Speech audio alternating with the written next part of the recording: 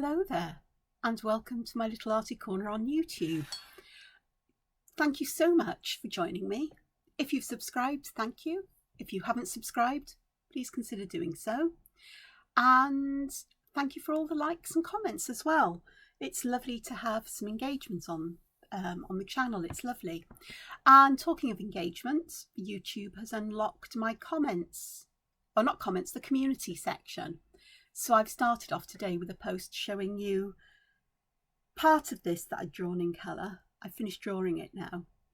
And so I've scanned it in. And so I've got a clean copy, a fresh copy. And as I tend to work digitally far more than I do with traditional media when it comes to adding colour, then that's fine. I've got a decent copy, and this one can now be messed about with, sort of.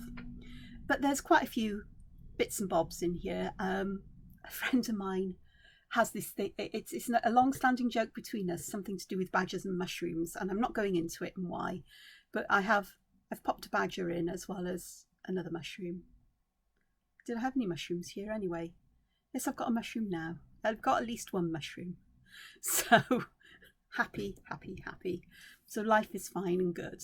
So there's this one. So there are a few more characters on here that I've drawn, different things. And I was talking about adding, you can add any kind of thing and turn it into a character, because the whole purpose of, I suppose, kawaii and cute and whimsical is that you can put a face on anything. And I'm trying to look for the things I put faces on. I mean, I've got a little robot, a monocycle robot there. I've got an ice cream cone here, but I haven't actually put a face on it. A star on the moon.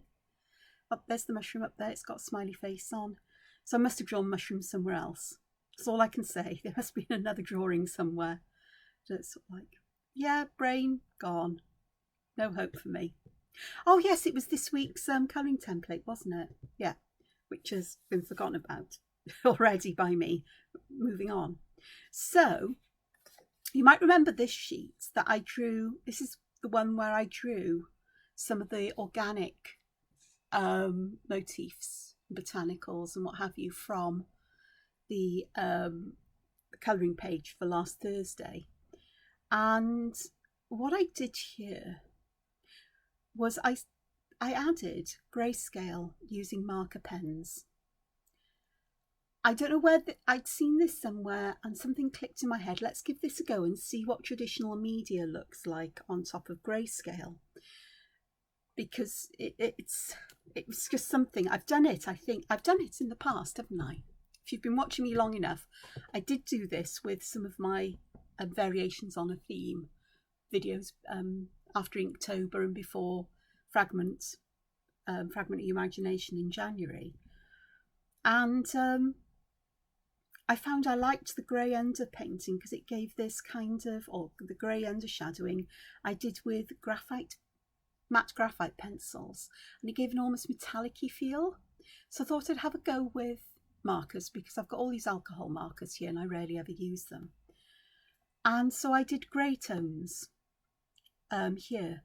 But I think what I'm going to do is I'm going to try adding warm grey rather than cool grey and see what the difference is.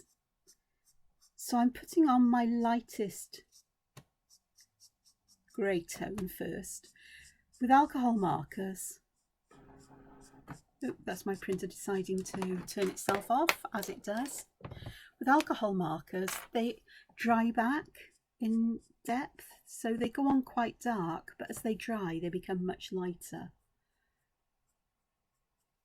And I vary how I add my colours, whether I start with the dark or start with the light. But I'm just going back with the lighter colour just to blend some of that darker grey in. And then I do have a blender pen. They're really misnamed because they aren't really for blending, helping colours to blend. They're more about erasing the tone, but I use them around the edges just to get the colour to fade out a little bit more so you don't have a harsh edge. And I find that works quite nicely for me. So with this one, I thought about where I wanted the darkest shadows, and I put the mid-tone in, leaving a gap for the highlight, for the white page to be the highlight. And then I added a little bit of the darker colour around the edge and a bit more at the bottom here. And I'm using, oh, I put quite a lot of the dark tone here, but that's okay.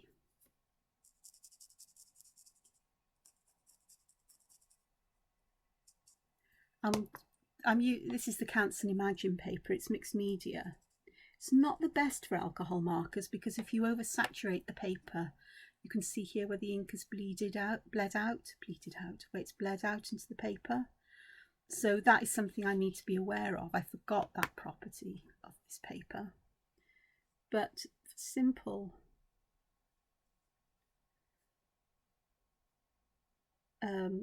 adding of shadows and so on, it's actually not too bad, as long as, say, you don't saturate the paper with alcohol ink.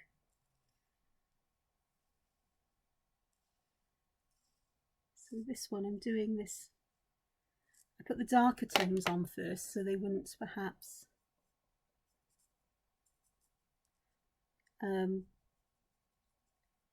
spread out too far, and pop that in there. So already that has given some dimension to that seed pod. The key to doing this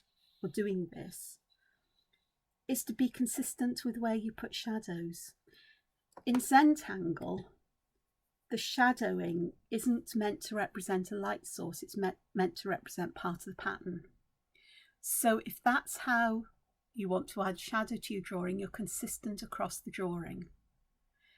I tend to think in terms of light sources, and with me, my light source is always at the top right. I never put it anywhere else because it's an imaginary piece of work. I'm not observing the fall of light as it would be naturally, looking at it and doing an observational drawing there and then. So I'm imagining that the light source is here. So the light will hit, if we think about light coming here, it'll hit the top part of this, but the bottom and to the right, so the top and to the right will be hit by light, but over to the left and underneath, that's where light won't get. So that's where we put our shadows. Yeah, I use this bit of page for cleaning off the media I was using yesterday.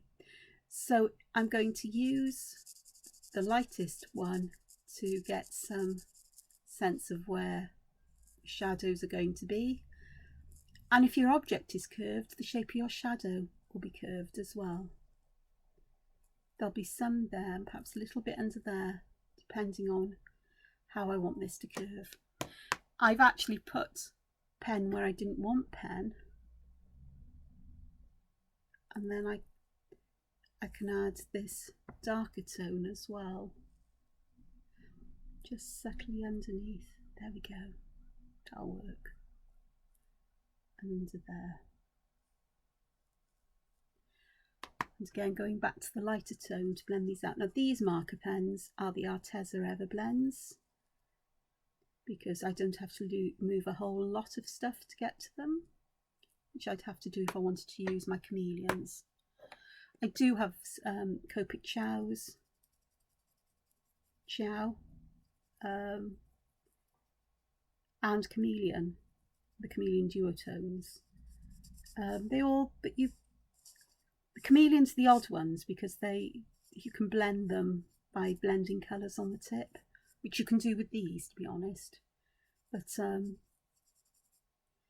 we go. And just, oh gosh, I put that underneath, so that's going to go through onto that paper. You can see that it does bleed through somewhat on the back. So it's just a warning, if you're going to do this in sketchbooks or you want to use both sides of the paper for drawing, alcohol markers may not be the best for that. But you can see the difference this has made compared to this one here. And yeah, it is. So I'll leave the top part in highlight, and my shadows will be around here. And if I want a raggedy edge of shadow, I can create that. This side will be in shadow as well. So if I go back here, wrong pen, my darker pen, I can darken the shadows there. I can do the same around here. But strictly speaking, I really should have left a little highlighted spot at the bottom, but I can fix that.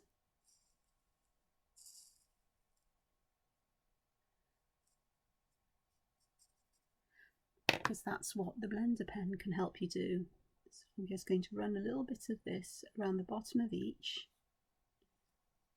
and here and here. I'm just going to add some here in a circle so that you've got space for the ink to bleed out into, and it will bleed into the damp area. But if you pop some dots of the blender down, you can actually create a texture in the ink. So that works quite nicely. Okay, I've just popped that one on. That one, I think. And that one, yeah. They're the most awkward pens. Oh, all alcohol pens are awkward, in my mind. But these have got a strange shaped cap, which is very pretty, but it's a pain if you want to see what the colours are. Well, they do stand up like that. But on the end it's not easy, and these bits here don't give you any clue really. Okay, I'll take I should really have done this with this one with dark grey. Okay, can you see how the blender has created this lovely texture there? And that will show up if you use translucent media over the top. So things like watercolour media, water soluble pencils, other alcohol markers, transparent inks, so things like Tombows or watercolour inks or the Zig clean colour real brush pens or their equivalents in other brands, because there's so many brands out there. Coloured pencils not so much, unless you've got translucent ones, which you don't have, because there's not many that are translucent or vaguely translucent. You can use them in a very fine layer, but they yeah. Ink tints would work because they're water soluble. Graphite tint would work as well. So water soluble, but the graphite tint does leave a sort of opaque residue behind as well, the graphite part. Okie dokes. So with this one here, instead of thinking of a light source, I'm going to use the shadow as part of the pattern. So I'm thinking about where I want this to be darkest. So around this central bit, you see, I haven't been very careful with my pen and it's bled into the middle there. So sometimes it's a good idea, just if you've got paper that bleeds, just to leave a little bit of space between the alcohol marker and the line you want to colour up to, and let that colour bleed up to the line on its own. So I'm putting the darks there, and then I'm going to use this to both blend the darkest grey out a bit, but also to extend the shadows somewhat. Because hopefully this grey pen, or the darker grey, won't have dried, and we can spread this out. Now with the one in the middle, I'm going to be cautious because I bled into this middle bit, but I do want to put some shadow in here as well. So I'm going to pop the lightest colour down first and then just touch the tip of the grey in, because I don't want to add too much of the darker grey. I'm talking about greys here, and of course they're all grey.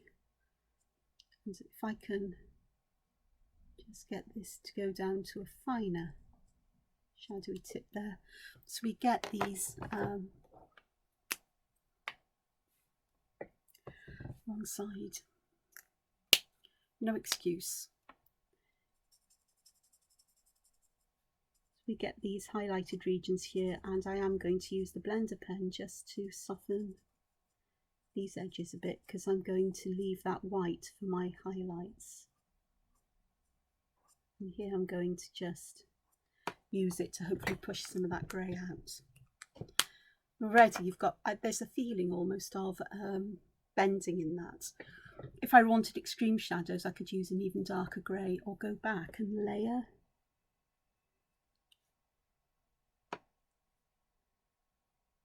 Because alcohol ink pens will layer one on top of the other. It's called glazing.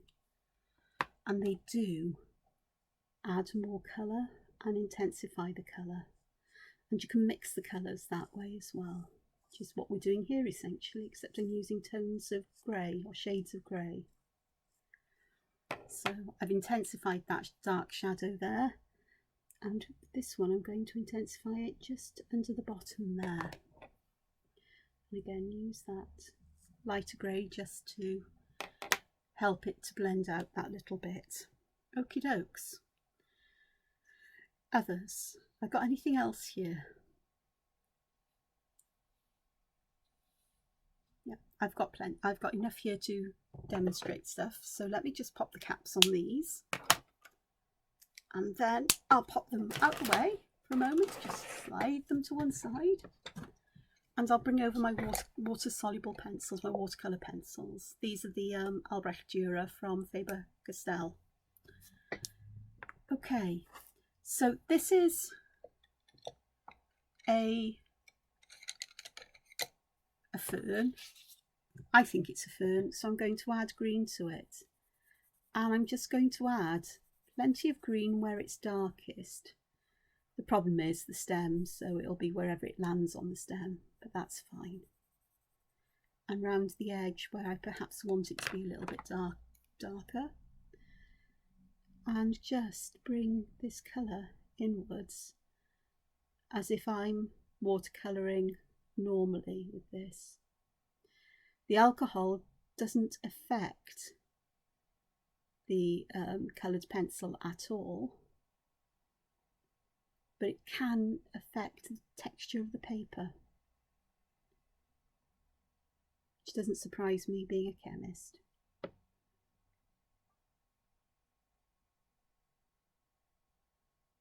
So there's some green on there, but the shadow comes through, and perhaps I've used colours that perhaps are a bit too dark for that green. So you just take a different green and just pick some up off the tip of the pencil and use that like watercolour paint, and that then adds more green over the top of that brown. So there's that. Okay, and then this other one, I'm going to use red. And have it just as an interesting shape, rather than trying to give it a name or a colour that suggests that it's like a curled up leaf or fern frond.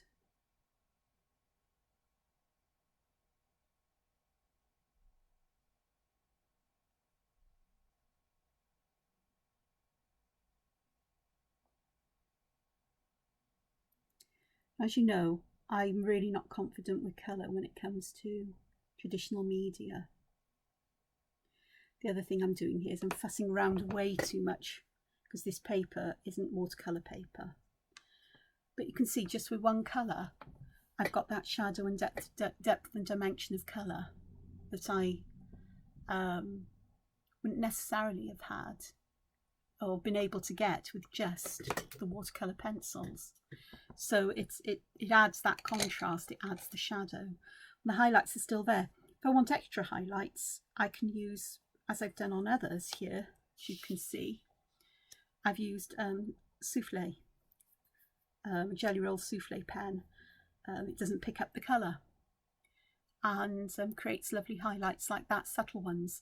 An ordinary Jelly Roll pen you can put on with your finger, you can, or a very slightly damp brush, you can spread it out and smear it so it's opaque like gouache or some other paints.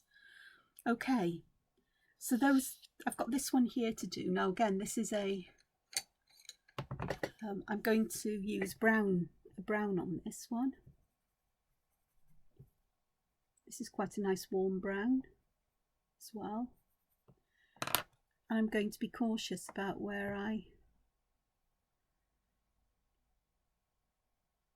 how I spread this colour out, because I want to preserve that highlight. So the highlight is what helps give this its depth and dimension, but I do want to have it perhaps just a little bit coloured. So it's a question of moving from the edge of moving out into that highlighted space with a little bit of colour, and then using a damp brush to activate the rest of the colour, but to push it into the areas where it's going to be, where the colour would naturally be darker because it's in shadow.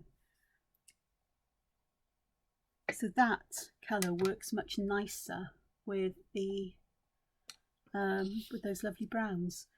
I'm going to try an orange with this part. Again, I'm going to pop the colour where the shadow's darkest, and then see what happens. So I'll activate this. So I'm doing this slightly differently because I'm trying to work out the best way to use these with the alcohol underpainting, the alcohol marker, the marker underpainting. Trying to find the right way to describe it. I haven't settled on a description yet. So I'm perhaps just a faintest bit of orange in here. And again, I can clean my brush off and lift some of that colour out to give me, as I wipe it in the wrong place. That's what the back of my hands for, because I forgot to get any kitchen roll. So I can lift the colour up and preserve that highlight. So these warmer colours work nicely with the warm greys. Try a cooler colour. I've got a cobalt green here, which is a turquoisey colour.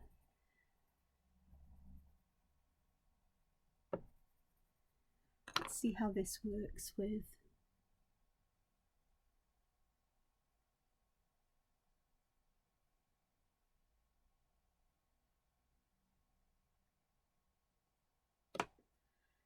this.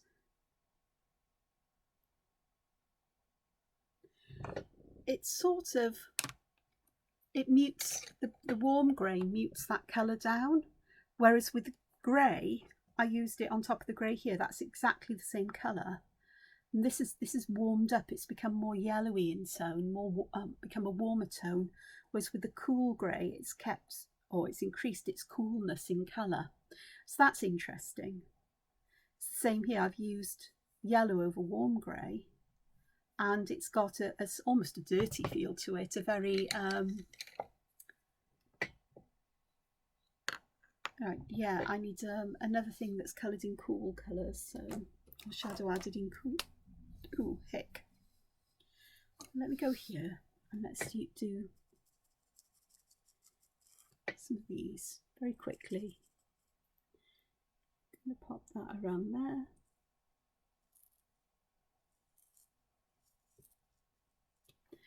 Keeping that highlight. Adding a darkness down here. Going back to the warm colour again. Just using that to spread that out a little bit. Helping to blend it, and then with these I'm going to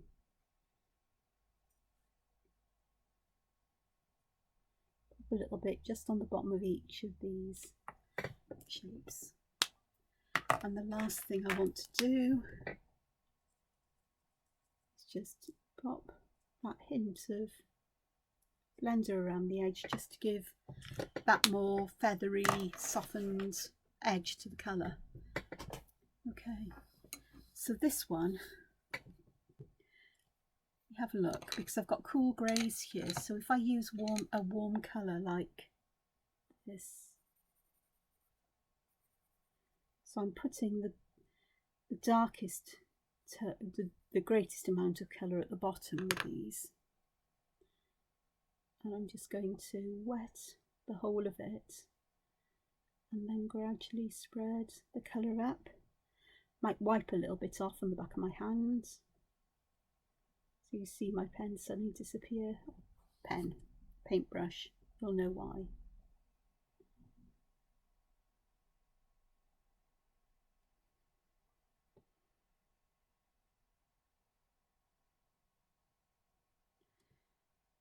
So if I compare that, I mean it's a bit far away, but you'll get the idea. If I use this same red on here and use this to add colour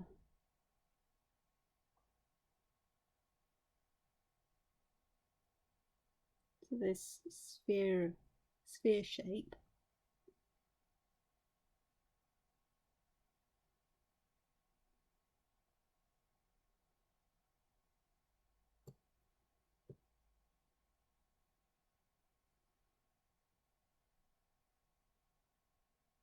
managed to keep a good highlight there as well.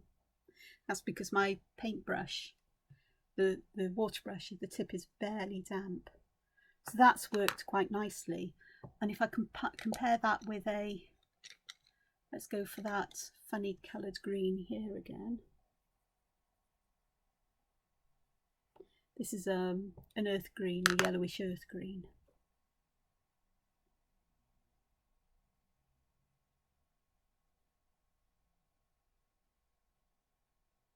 Quite a cool green.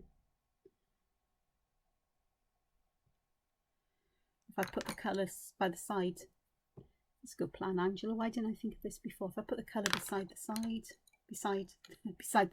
side of the motif, next to the motif, then you can see what colour it is without the underpainting or the undershadowing. I'll do the same here.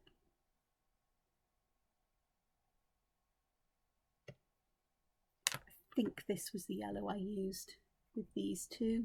I think so. I could be wrong, mind you, and there's a bit of that red in there because I didn't clean the brush off very well. But you can see the difference that this makes. There's that red. Not red, I lie. It's a brown. You can see the difference that these whatever undertone I use, the difference it makes. So this is the grey undertone and this is the brown. This is much warmer, much redder than this one. And the same here, if I pop some of that red here, you can compare and contrast easily. Now some of these, like this one, I did just with a marker pen, and then with these ones I used the pinks and the blues the same here, but I used some of the watercolour pencils on the top. This side it was markers and watercolour pencil, this side just markers. Cute sweets. So grayscale markers and then watercolour pencils. Used alcohol inks for colouring here, but watercolour pencils there. So you can mix and match the media. The pencils, you can add that intensity of colour or shadow as you wish. So it's all quite good fun. I enjoy it. And it's exploring and it's finding out ways. The interesting thing though for me is working with this, seeing how it works, has led me to trying it in digital art and digital colouring, because I tend to with everything except for mandalas, I draw on paper with pen and paper. With mandalas, I tend to work digitally. And when it comes to the colouring books and work that I publish generally online, then I tend to use digital colouring for that rather than traditional media, because I know I struggle with traditional media to get that vibrance of colour and intensity. But here is a way of doing that by using different media. Now, bear in mind, I've used alcohol markers. They're not the only way of doing this. You can use graphite pencil. That's fine, as long as it's not a water-soluble graphite. That's fine for using watercolour or other translucent, transparent media over the top, because that greyness will show through. You can use a darker colour with coloured pencils as well, because it will come through, but you mustn't try to cover that grey over with the coloured pencils. And I'll show you what I mean. If you give me a moment, I'll be back in a sec. I'll go and find my pencil. Okie dokes, so I'm back with some coloured pencils. I've got Derwent Colour Soft. I really like the Colour Soft because they're so easy to add colour. So here, the colour's pretty much the same. These are alcohol inks. So I can just very lightly add some colour here on top, just to darken that down. And I did see one. Right, it needs a bit of a sharpen, so hopefully I've got a sharpener here. I've got a this is a Caran d'Ache, and it's called a full blender, and it's really rather, oh, that one's not going to work. I got something stuck in one of the holes in the pencil sharpener. And it is pure wax, or you know, a wax, and it creates, it allows you to blend the colours out and together, but it also makes the colours a little bit translucent, so you can see what's below. You can add layers on top as well, but you can't add very thick layers once you've added this. I am looking here for an extremely pale pink, because I think that pale pink will help me in the middle there. That's a bit salmony. Now my problem is my whites are all at the bottom because they're one of my most used colours. So I should judge this out first. Do you think I can find one? Yeah. They're always my most used. Look at that. Look at how teeny tiny this is. I have got more, and with the Derwents, they are open stock. So with this I can and will add white to the middle and then just blend it out. Not a very good one because that tip was mucky, but you get the idea. So if I go for a more purpley colour, looking for a purpley, because this over here is quite purpley. It's become purpley because of the, actually I used a different colour.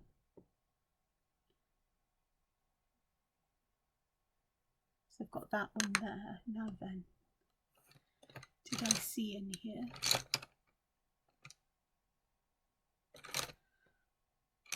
That one. Looking for a blending pencil. There it is. I know where there is one.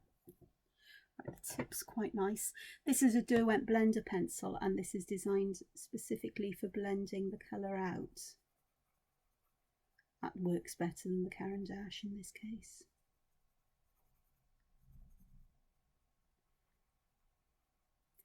So you can see I've added just a bit more darkness there. So it's entirely, it's your preference as to what you do. If I take this one, this particular one here, let me see if I can add colours to this. I'm going to start with a all things equal, she says. Got this, it's a grey green. And I'm going to add this first over the top of the grey, bearing in mind that I want to leave some highlights here.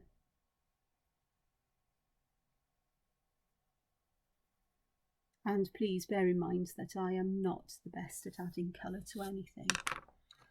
Let me have a look. I've got a mid green here, so I'm going to add that over the top,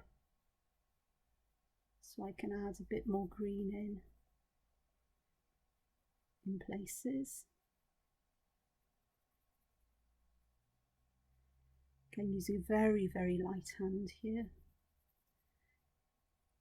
because I don't want to I don't want to get rid of, sorry, I went because it was that yellow green that's in here, and that the yellow green that is in here is not a nice green, and I'm going to use a lighter green now, but I'm going to pop this as well over some of this darker areas of green.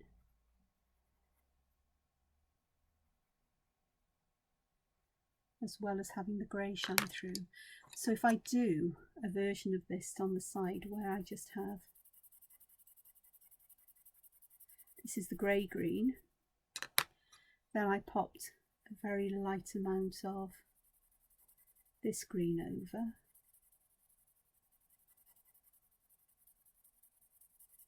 just to add some colour, and then I added this and went over the rest.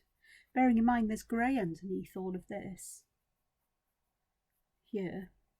But what this will do, it will give an idea. Oh gosh, a bit of fluff now.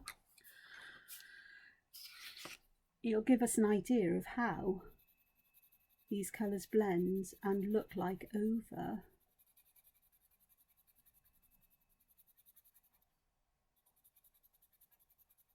the top of the grey, and you can see that the grey really does shine through here, or rather adds a shadow to this.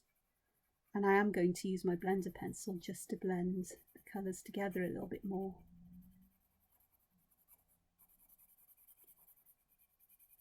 And to soften any edges where they may join or may not be well added, because I'm not the best.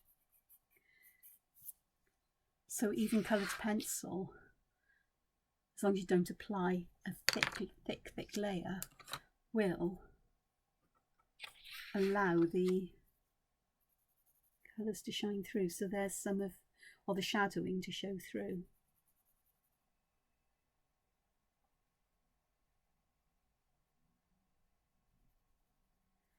So if I do this here,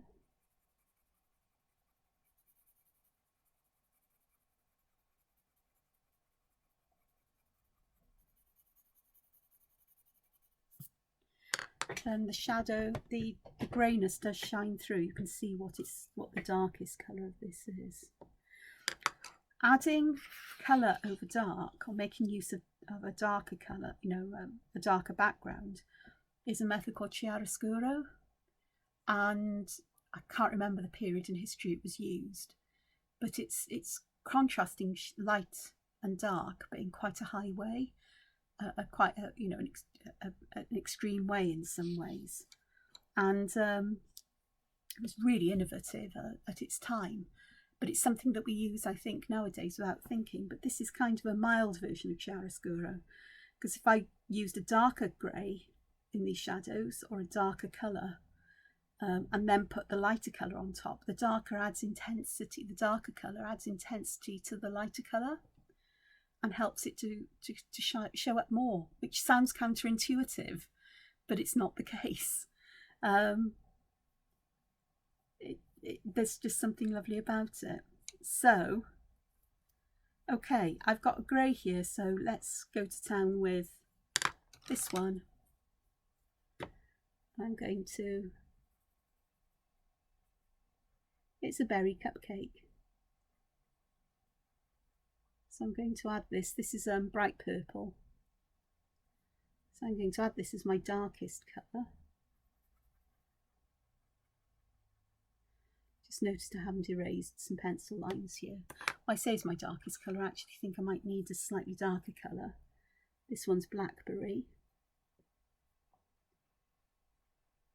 And I'm going to add the blackberry underneath here as shadows. So I'm adding it where there would be shadows here.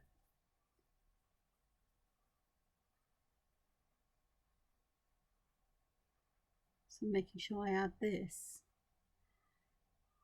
And I'm conscious of where I would want a highlight to be. And bear in mind, I am drawing in a very kind of stylized, or colouring in a very stylised kind of way. I keep saying this, I really am not a skilled colourist. I like adding colour, I like seeing things with colour, but the methods that I use perhaps won't be what other people make use of. So I am going to add some blue here. This is ultramarine because I want a bluer one there. I'll add a bit more of this just to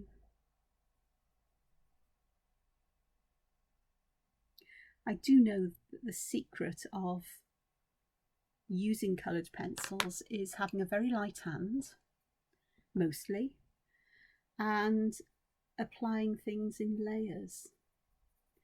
I know that people use sort of like various solvents to blend the coloured pencils together. I can't use them because they set off an asthma attack in me, so even the odourless ones have an effect because it's not the odour, it's the chemical itself. So I'm making do with blender pencils. I found another white in the bottom. It is a mucky one, just scribble some off there. But I'm going to add some white around here.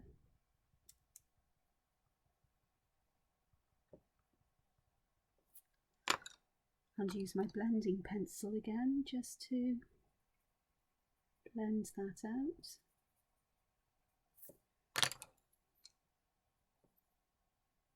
For this I do need a heavy hand.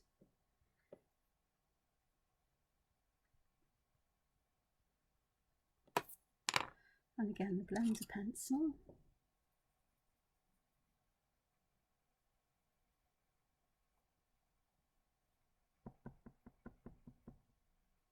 I'm using little circular motions, and I will come back and use the Caran d'Ache one because it just adds this lovely shiny top coat which helps the colours to shine through. Gloss varnish is the same. Anything that allows light to be reflected rather than be absorbed really does help the appearance, how colours appear. So there we are. So that's not exactly the best, but it shows that we can use, I think what I'm trying to do here is to show that we can use coloured pencils on top of the grey alcohol markers and allow them to add those shadows in. So I'm just putting a light layer of this orangey yellow or yellowy orange down.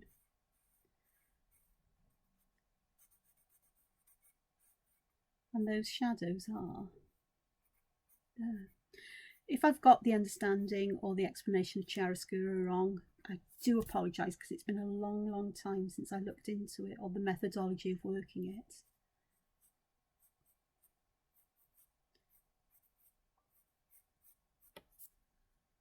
If I remember right, it literally means light and dark. I'm going to take an orange and I'm going to add some orange into the shadowy sections, and again, very light hands. Just want a glaze of orange. I'm using light hands because I want that grey to show through, to do the hard work for me of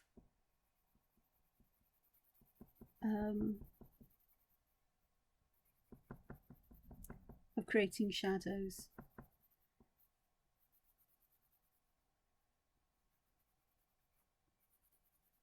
This really does bring the colours out, doesn't it, this particular blender. So it almost ends up looking like a marker pen, or almost like digital art, but not as, a bit more imperfect and natural. So I hope that gives you an insight into how you can add colour, how you can use shadow with markers. I've said I've used alcohol markers. You could use any permanent colour, so things like the Pitt Artist pens, India inks in shades of grey, ink tents you could use because ink tents dries permanence. So alcohol markers are my go-to for things like this. You need a fine point on them if you're going to work in tiny places. That's the only issue I have with them when it comes to doing this. On top, you can use, if the underneath is permanent, waterproof, then the top you can use waterproof or non-waterproof media. So I've used both water-soluble media here, and markers, obviously, to add the colour, but also coloured pencils. And as long as you're not too heavy-handed with coloured pencils, they allow that greyness to come through and to add that shadow to the colours. And shadows are what bring things from being fairly flat to having some dimension, a feeling of folding. And adding colour to this, and especially using a darker shade, fading up to lighter there to give the highlight and back to darker, that will intensify that effect. This just gives a fair amount, does a lot of the work for you. And the other thing to consider is whether you use sort of like cool greys or warm greys. I think that depends on the colour palette you're going to use. For Doodleworlds, I tend to do whatever colours. I play in the sandbox of colours, and it's cute, it's whimsical. The bolder, the brighter, the better, as far as I'm concerned. So when I've coloured it digitally, I've used warm greys, or they're a cool brown rather than a warm brown. So the ones I used here are a warm brown. So I would, bit of muck. So I've got a cool brown, but a warm brown is something I'll have a look at and try out on the next one I do digitally and see how that works out. So I hope this has helped, or given you some ideas and some suggestions to try. Obviously it's not a finished piece of work, it's adding to things here, and I will off camera make notes of what I've used and where while it's still fresh in my mind, so I know that I used warm brown markers in various places, and the different watercolours like this. I think that's really useful, so you can see the difference. I mean, how much toned down these are and duller compared to this, just with that grey background. So thank you for watching. I'll say thank you so much for sticking through this. Take care of yourselves, and if you haven't, like, subscribe and share, and be creative. Take care for now. Bye bye. Hoyle. Bye.